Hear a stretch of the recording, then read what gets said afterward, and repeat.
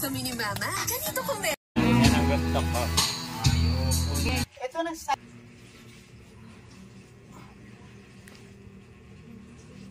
Tama. Lahat.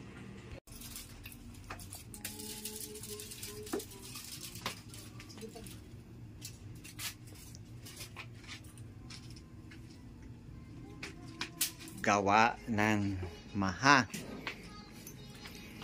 Ito pong pag-chop ng cheese. Ito na po yung maha. Ang pagkapula-pula na yan. Nako. Yan, ito na. Ito po yung latik ko. Ilalagay po dito ang mga niluto natin. Yan po.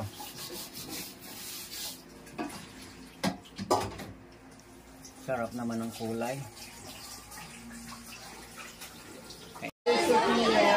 Parang dalawa lang musita dito. Nakagawa po kami ng dalawang tray. Isang square na.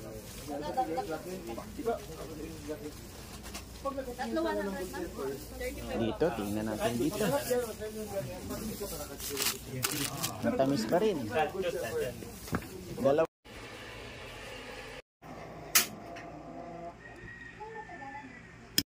Kain po tayo. Ang ulam po namin ngayon ay adobo. Ito pong adobo na to ay kakaiba ang sahog. Ayan.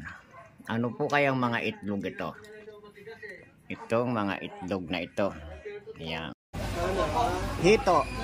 Ito ang tawag dito sa isdang iniho na to. Hito. Ayan po.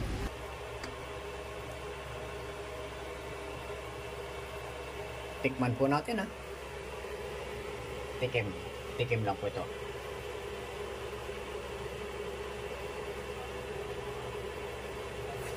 Ang po niyan eh. Tingnan nyo po oh. Ang order po ay napakarami.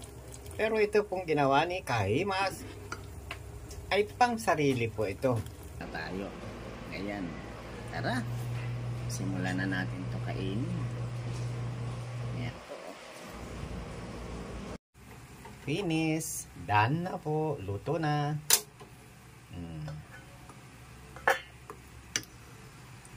Ito na po yung ating yan ang ulam. At bumabango na yung ating niluluto. Yan, tamang-tama po yan mamaya-maya.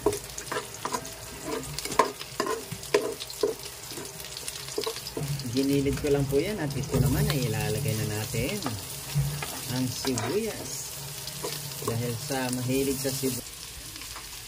Susunod na po natin ang sampalok. Ayan po oh. Ayan. Napakadami pong sampalok ano.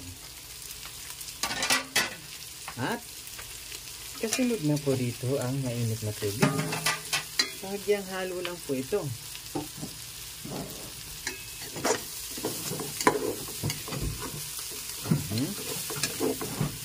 Kapag po yan ay nalanta na natin sa patis at sa mantika at yung ating sampalok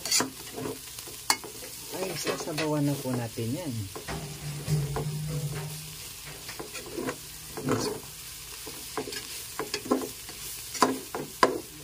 Ayun o, tamang-tama po yung ilalim ng ating kasirola. Ayan. Sige. Ayan po oh, yung natirang talbos ng sampalok doon sa ating pinaggusitan eh. Ayan, nasama na rin po dito. Tuloy-tuloy na po yan. Mainit na tubig na po yung isinabaw. Tinulungan na po ako ni Mrs. Kahimas. Ayan oh. Siya po ang nagbuhos ng mainit na tubig. Ayan, si Mrs. Kahimas. Ayan oh. Ayan na. Magic sarap. Oh, ayan oh. Uubusin natin ito. Ubusin natin ito. At tayo ay hindi na mag-aasin. Ito na yun, yung pinakaasin natin.